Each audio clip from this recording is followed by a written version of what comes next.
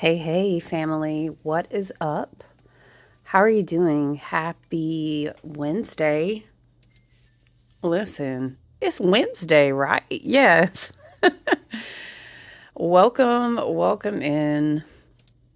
Welcome into the super full moon in Taurus, which in the southeast here, I have the chart printed out for us. In the southeast here, that peak this morning, I want to say it was like around 8:30ish. It's an early morning moon.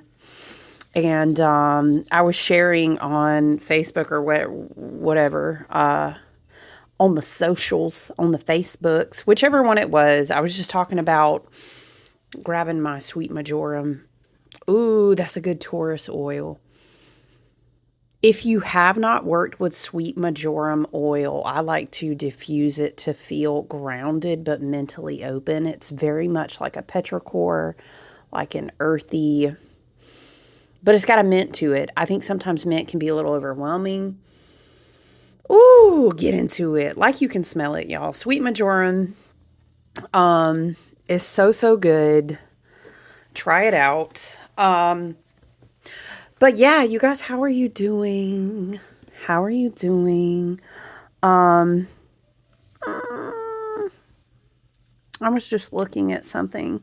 I kept reading that everyone was saying that Black Moon Lilith is in opposition with this full moon, but I mean, technically it's not. You see what I'm saying? That's not an opposition. The sun and the moon are oppositional. You see that? Of course they are, because it's a full moon. But anyway, look, I got sidetracked. How are you guys doing? Um, I I'm be straight up with you. Like, there's so many ways. I'm gonna grab our Palo Santo. There's so many ways. Oh, you know what, guys? I've been having dragon's blood incense going for cleansing, for grounding. I left that window open over there. Oh my gosh. You know what? Let's just hope the dogs don't freak out. I really am trying to keep this one short shorter. Y'all, I don't even know why I say it. I'm trying to set the goal, okay? I could see how in this energy, we talked a lot about water trines. We talked a lot about scorpionic frequencies. We talked a lot about things in the recent video, didn't we? So I'm gonna sit her over there like this. But I could see for real. Can we see it better? Yeah. Um, how we could look to, and we don't need to overcomplicate this really beautiful, Taurus energy is going to keep it simple. It's simple. We're grounded. It's stubborn. I'm fixed. I mean, unless we really gotta, the bull, right? Unless you really gotta get me up. Excuse me, I'm going to be sipping my coffee. You really got to get me up. You really got to get me going. We don't have to be doing too much. And it's a beautiful super full moon, which means, the way that the moon is orbiting the earth, we talk about it. The technical term, what is it? It's perigee. People say it different ways. So basically, the moon is literally in a spot in its perigee. I'm sorry. It's closer to the earth. So literally, you literally see it. It's beautiful. You feel it. Listen, it's scientific. The fact is that it's not just woo woo. You know what I'm saying? Study the tides of the ocean. Of course, we don't look. It's 2025. Friends, get on the page with me, right? We're too grounded in the beautiful new timelines. We absolutely, they're building. We're going to start seeing some things. Here's what I hope for us is that we will start to see some fruitions. Don't get me wrong, y'all. I feel that the super full moon in Taurus is supposed to be gorgeous. It's supposed to be bright. You know what I'm saying? It's radiant. Oh my goodness. I'm telling you, I was outside last night. I was outside early this morning. I'm usually doing like real early morning dog walks. And yeah, especially the full moon, I like to sit with my own energy, my own cards, meditate, whatever I'm doing. But I'm gonna go out on a limb. because it's a Taurus full moon. And of course, imagine like a big angel oak in South Carolina, in Charleston, if you will, right? In Savannah, Georgia, wherever you want to go. What am I thinking of? Goodness gracious, you can go down the coast, North Carolina, South Carolina. You can go right down that coast and you pick a botanical garden, and I guarantee you, okay? I guarantee you, you're going to find an amazing, we like to call them the angel oaks. You know, we love these oaks. We take really good care of them, a lot of the trees. I don't know. And I'm partial. You know, I'm an Appalachian girl at heart, Southeastern girl, but listen, the tree, it's so funny because you can't help but look at this chart. Get in here with me. Hey, if you're a baby in astrology, or if you've been doing it for years, we're always point out, here we are. You see Taurus. We've got our moon. When we have a full moon, it is always in the opposite direction, in opposition to the sun.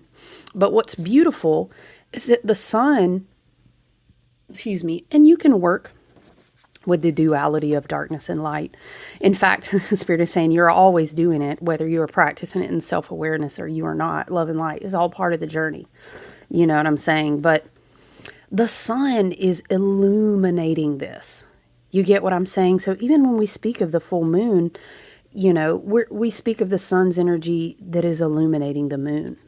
So the work that you've been able to do, again, you can't look at this. Here's our moon in Taurus at the 14th degree, right? And we come over here. You see that? Here's our sun in Sagittarius. I understand, and I've kind of read here and there about I think it's more of like a true mean point for the black moon, and we won't get too heavy in astrological jargon because I just don't think we need it. This is not a good illustration of it, okay? Because this is not the exact degree point I think a lot of people are referring to. You also can't look at this chart without helping to see the very obvious huge water trines. You could pick another one or two of them, but the main one you're going to see is engaging. We've got the activation points of Jupiter in Cancer. We've got our, you can work with Jupiter. You can see Jupiter connecting into Neptune energy and Saturn energy here. And of course, we're going over here, and obviously we are still in the scorpionic vibrations, as we know, and we've talked about that Black Moon Lilith will be until the end of the year. But do you notice the finality of water?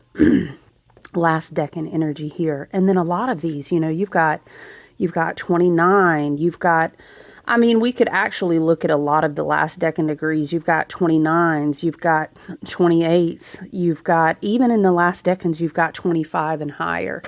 The water is urging us to find a completeness in the work that we'll do to her, or to her, Lord, with her. Maybe she's doing to us, right? But we did talk a lot about that water energy.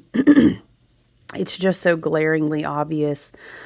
Pluto is in opposition with Jupiter in Cancer. That's an excellent dynamic to sit with and tap into. But here's the thing, you know, even if you get into a little bit of that like raw, unchecked, kind of like, it's like a primal feminine.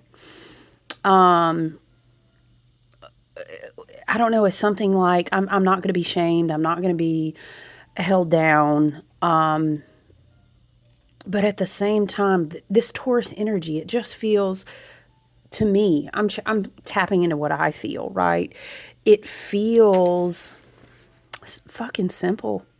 It feels, radiant. It feels like it almost gives this tower vibration, and it makes me think of Chris Ann's tower card, the Light Seer's Tarot. You know, I always talk about it, but it's like a squirrel, and she's been putting all her acorns in this hollowed out tree, or whatever storm has occurred, the lightning has struck the tree, and although that's scary, you know, it is a lot of change.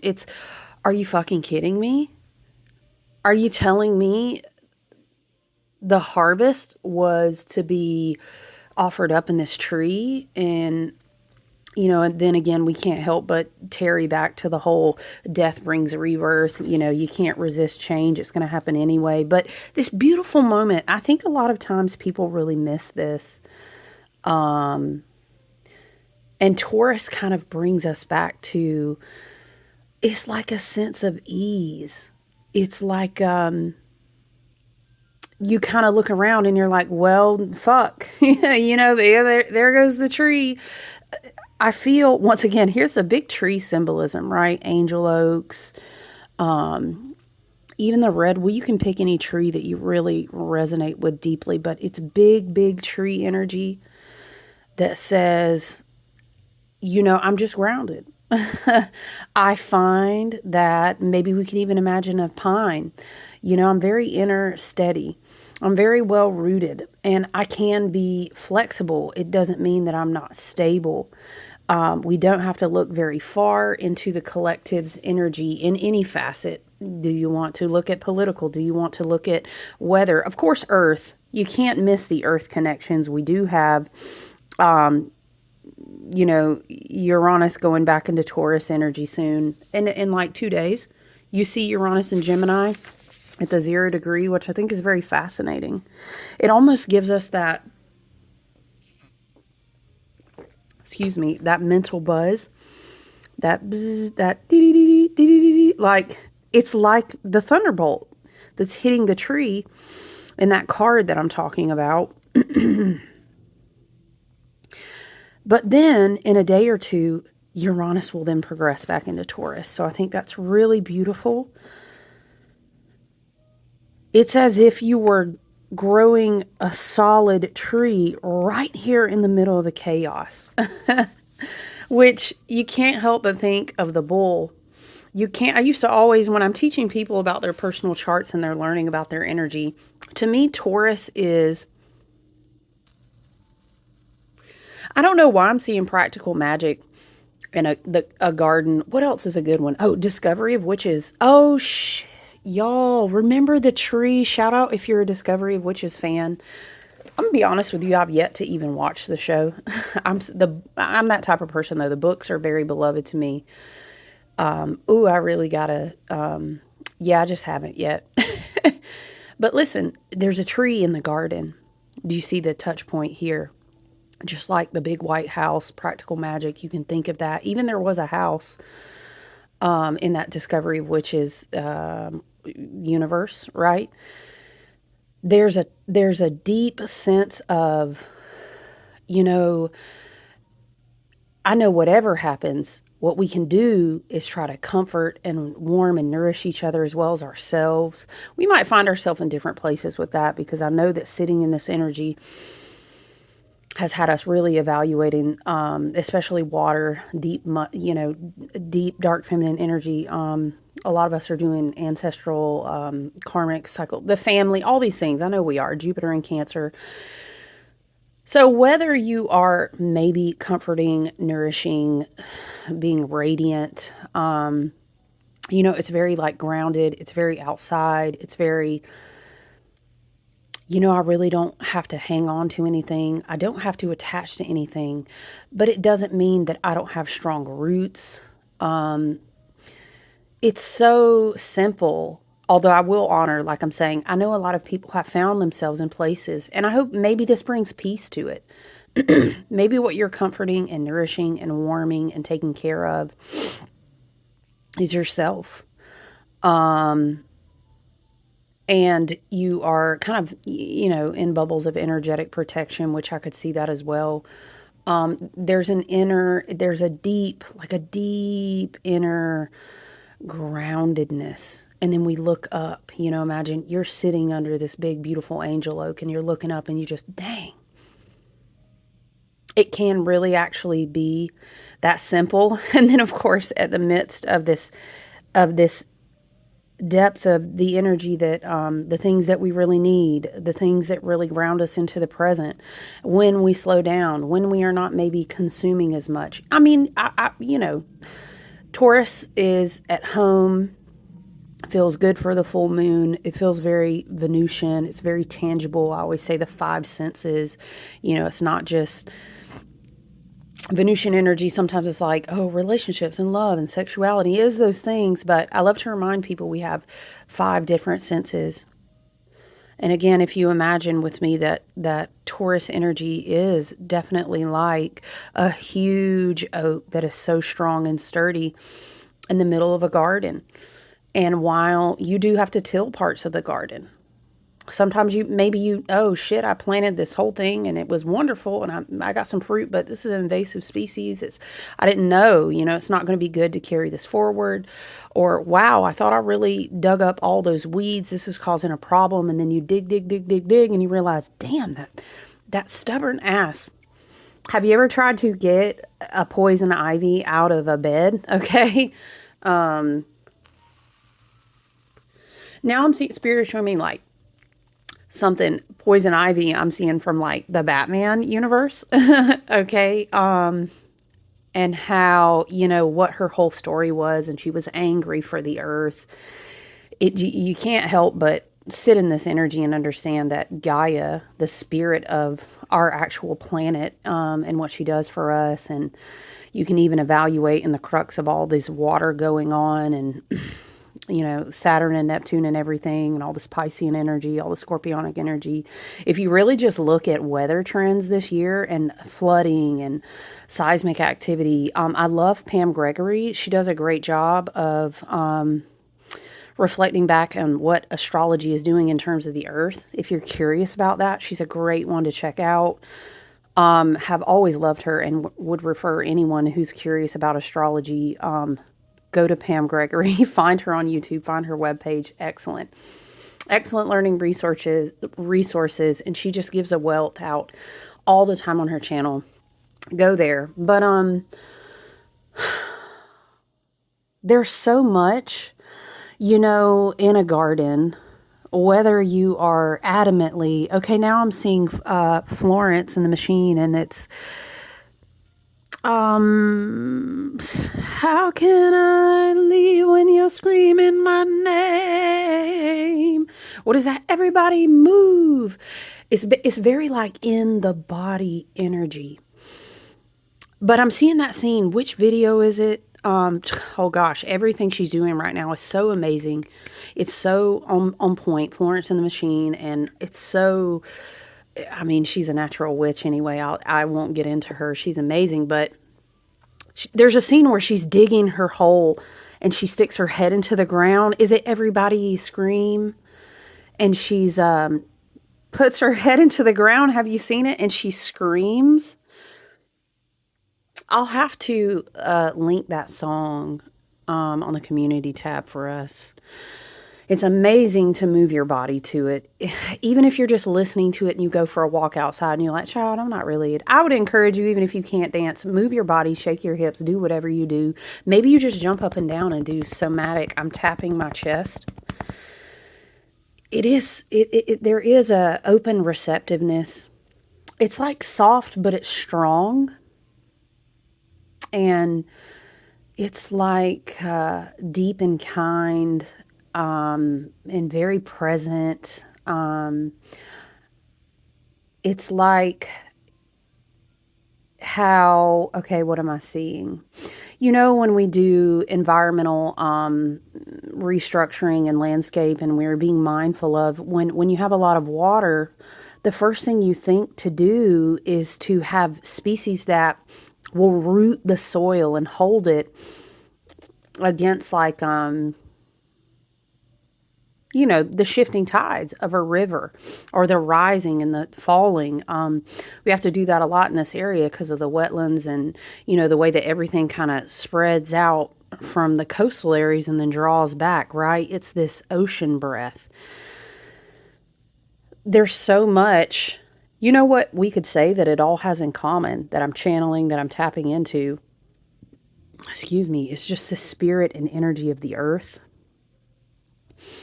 And it's kind of like, I think I was even making a comment in the other video. I was like, the one thing you can always return back to is that, right?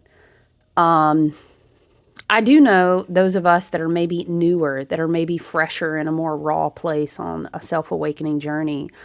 And I know it's rapid. It's a lot right now. We can be channeling, some people in that part of their journey can be dealing with shame.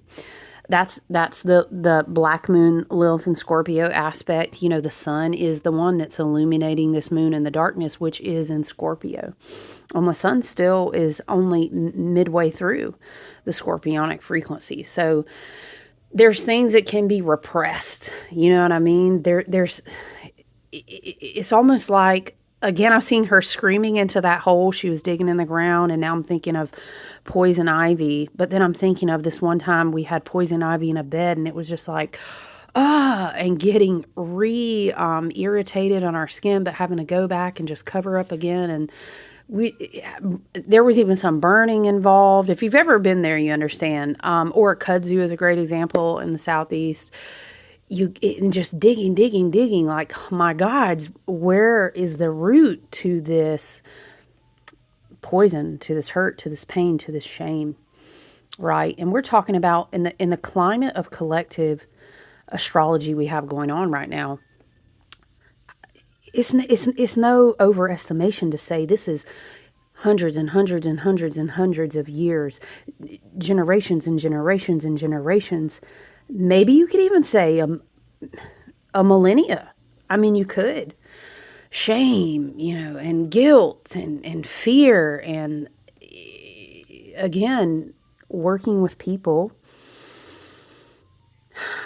Oh my gosh, I'm getting so much of practical magic too now when she really finds out like how far, like where the curse on love really started in that lineage and why it started, and the absolute utter like heartbreak and then the fear after the heartbreak. And you could even say being in love was demonized and then it was shamed. Okay, there's so many dynamics.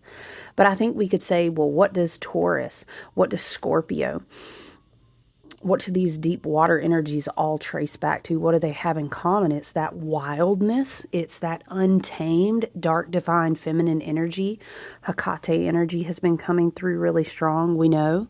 Lilith is almost unavoidable at this point. I could even see how we could be tapping into like Medusa type frequencies for sure, because of the association with that place and a certain constellation and how that connects to Taurus energy sometimes. But it's not about repressing. It's just not anymore. So yeah, being super present, not overcomplicating this full moon in Taurus. And just for these couple days, right?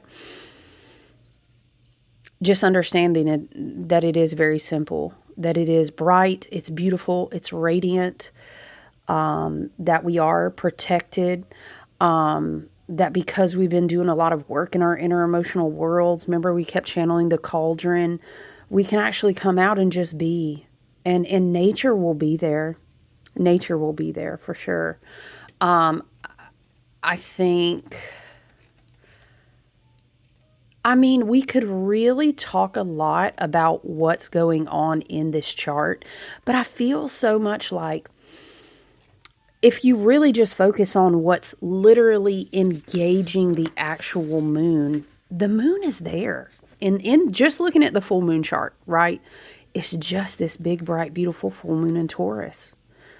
I mean, I think really the only thing directly engaged, obviously the sun will always engage the moon because they're in opposition and the sun is the illuminator, right? But I think there's like a sextile to the North Node in Pisces, and that's it.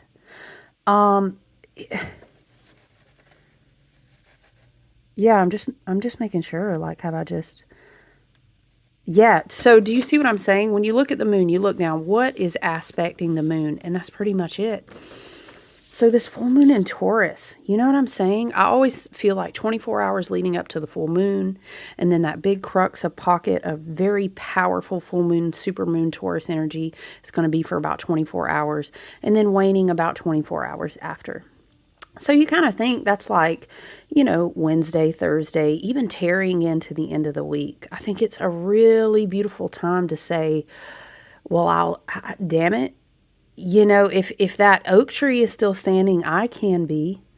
You know, if others find peace in the midst of like hurricanes and floods and all these other things, it's almost like a big feeling of gratitude, of kind of trusting that you're, you know, the word resilience comes to mind a lot, which is wild because the biggest central focus of my own tarot reading early this morning was the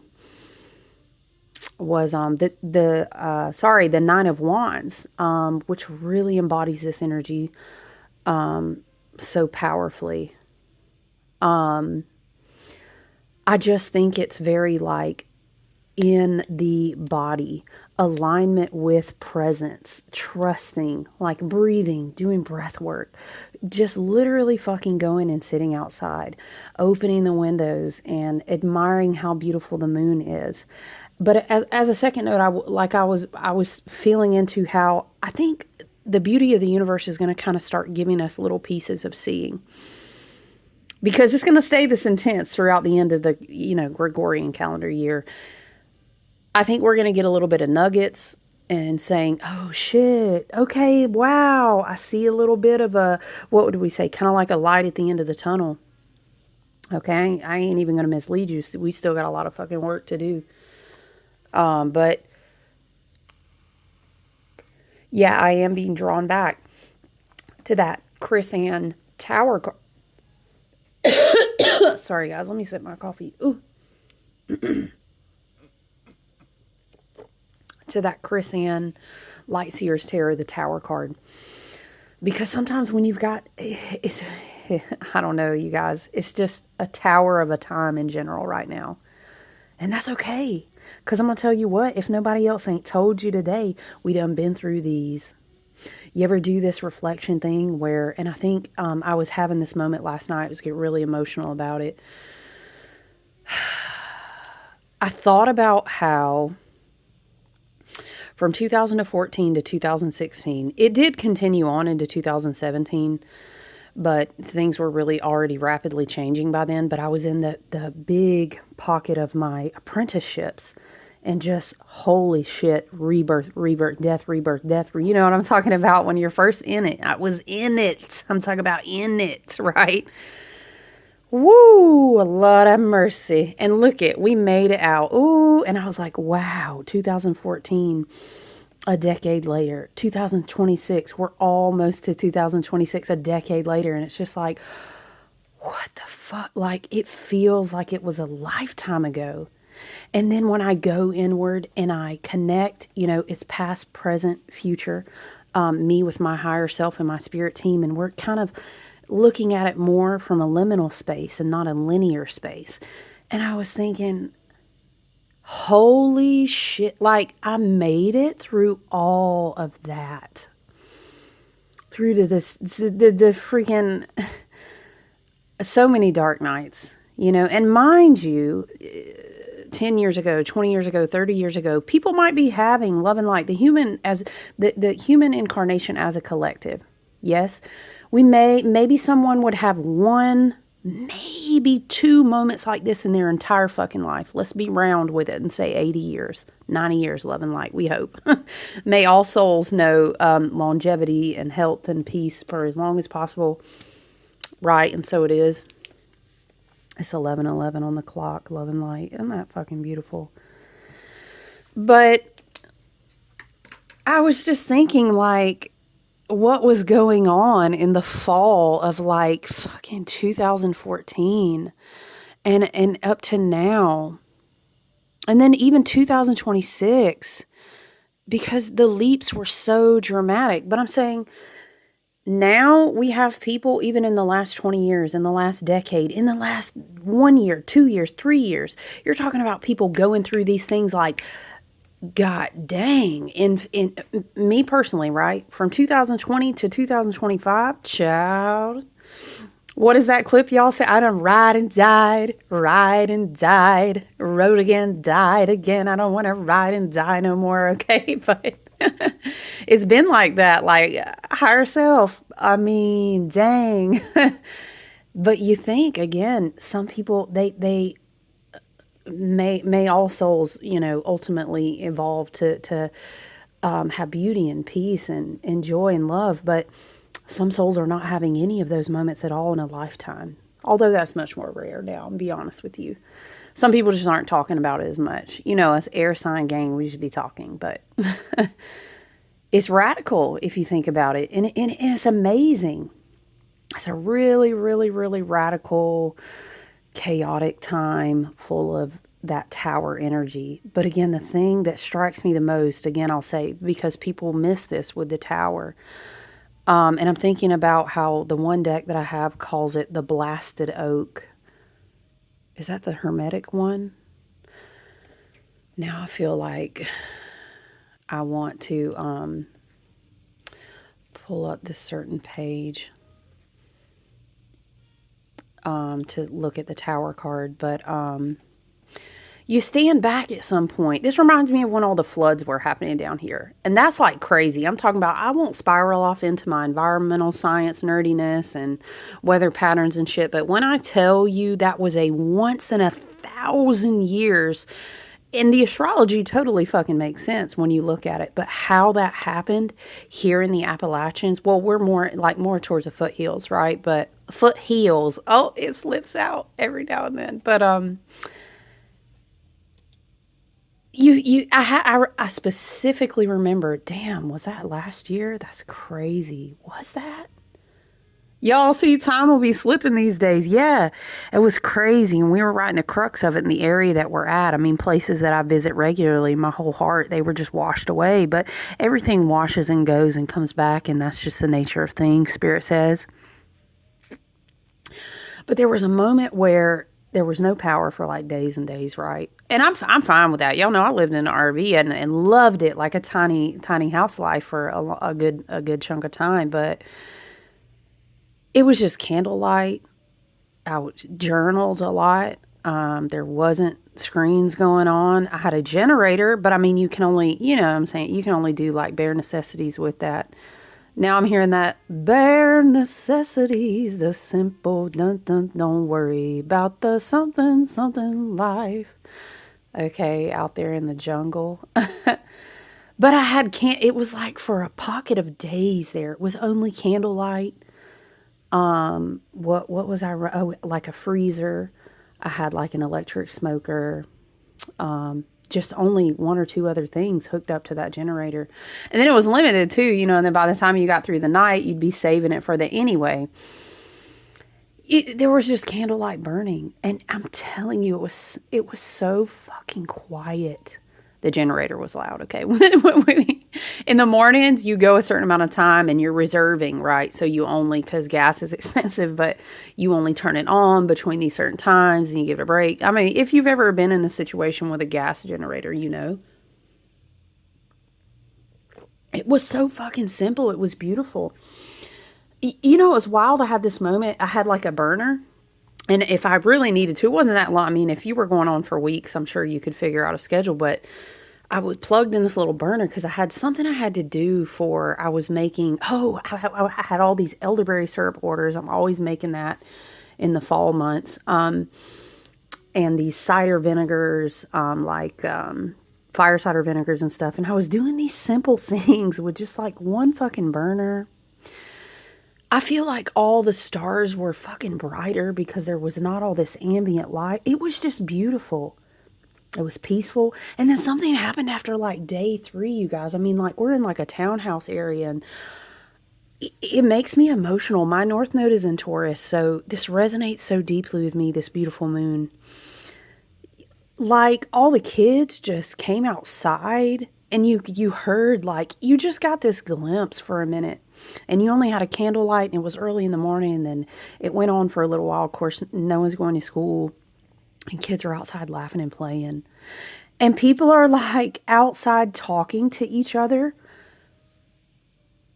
And there was just candlelight in the evening. I remember at one point, different people, we were like, we would take out, there was a table, somebody sat at a table. And if you had a generator, if you had something like, I have this portable battery pack, would charge it and then go sit it on the table. Or you'd ask people, are like, hey, you got some food or whatever? Because we have this smoker that plugs in. It was really beautiful. It's really simple. And in tower moments, and granted, you guys, people are experiencing these tower type energies right now in different ways. It can be spiritually, it can be in your entire psyche, it can be lots of different things. So I do have empathy for that. But the point is saying is that in the midst of the blasted oak and the tree and the lightning strikes and the storm, it was so scary. What happened after that was just really beautiful, and it was really simple, and the stars were brighter and the sky was gorgeous, and it was just this whole thing.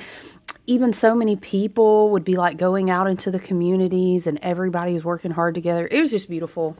Man, I'm just having a whole kind of glimpse back moment to that time, and how sometimes these things can be an experience of purification.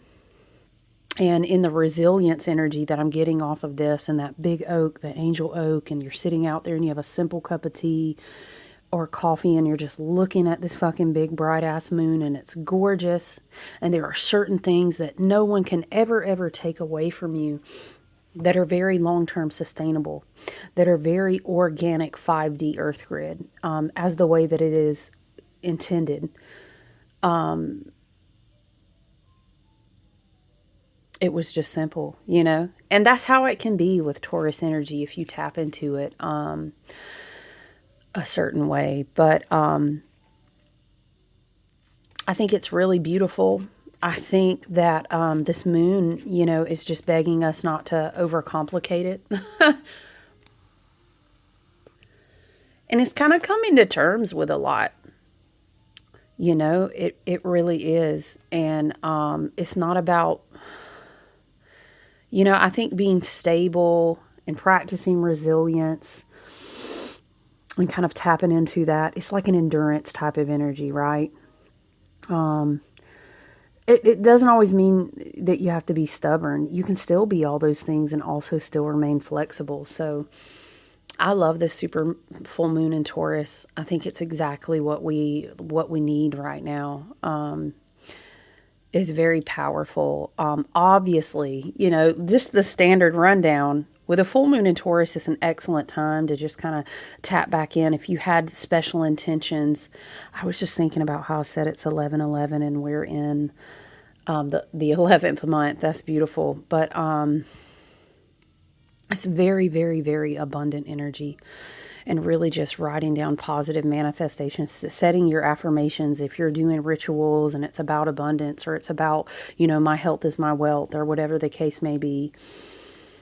Obviously, the biggest attractor to calling in abundance into your life in whatever form that you wish for it or you wish to manifest is that you understand you are a frequency of abundance, and therefore you're never in lack. And then when you can settle into the peacefulness of that, it becomes more joyous and more light. And then obviously the frequency changes, which allows things to be attracted to you. So I love this time, of course, if you feel so led to be holding those type of rituals right now, those type of meditations, writing those type of affirmations, all of that is beautiful, wonderful work right now. So I'm just curious. I didn't actually, I haven't even, I'm going to be working on my, whoa, okay. Right, flopping right out the deck. We have the Four of Wands. Look at that, the Four of Wands. Shut up. That, if you know, I always call this my 11/11 card. Remember how we talked about in the other video going through the void portals? Look at that. If that's not a portal, I don't even know what to tell you is. Okay. What else do we have? Eight of Wands, Queen of Wands. Yes, Knight of Cups, Two of Swords, Nine of Pentacles, Knight of Pentacles. Yep, it's giving hard work. Look at ending out with a portal right there. Energy wants to come rushing in. Being a light in the dark, the powerful moon illuminated. Knight of Cups, you know, dreaming again, searching for magic, mental peace and stability, crossroads energy here.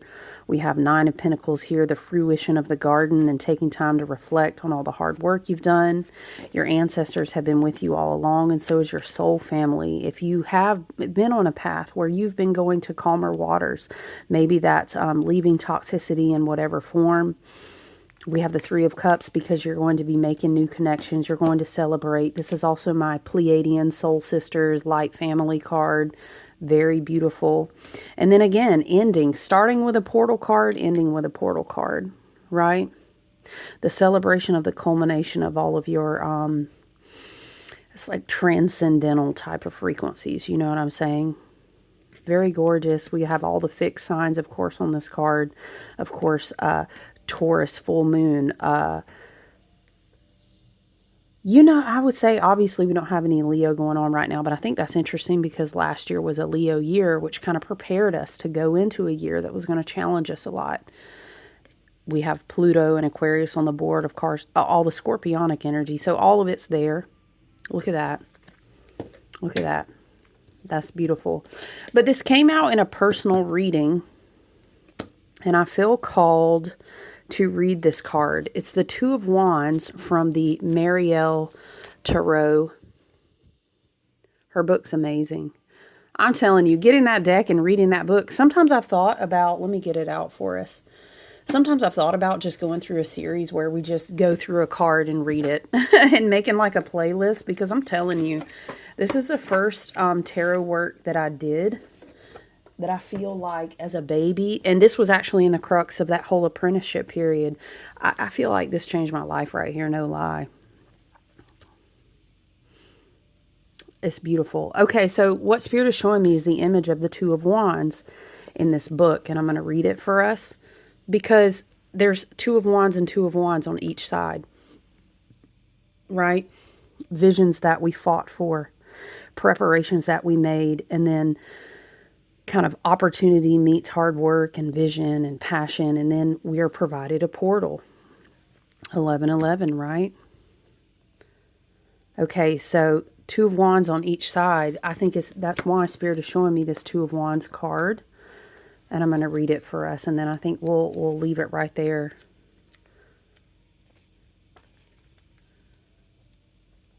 Did I pass it, y'all? Lord, hold on.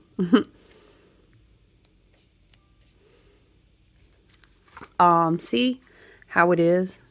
It's the tree again, y'all. Do you see it? The blasted oaks, but they're on each side. Look at, it'll take me a minute to really just pull out the card, but see the twinkles? Can you kind of get that? There's all these little twinkles on the card. It's just black and white here. Okay.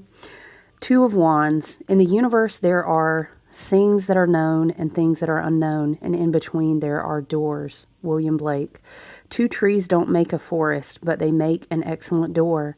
And the Garden of Paradise was two trees, the tree of life and the tree of knowledge of good and evil, the two most ancient beings whose fruit is the sun of everlasting life, and the moon of cycles and spectrum of good and evil, life and death, eternity and time, black and white, macrocosm and microcosm, above and below, within and without. The masculine yang and the feminine yin are the primordial contrasts that everything else can exist from, and is the black and white towers of the priestess temple, the temple of the horizon. And here and there meet time and eternity, life and death, body and soul. Yep, this is the void portal work. As wands, these are the two torches that flank the temple door, the door to yourself.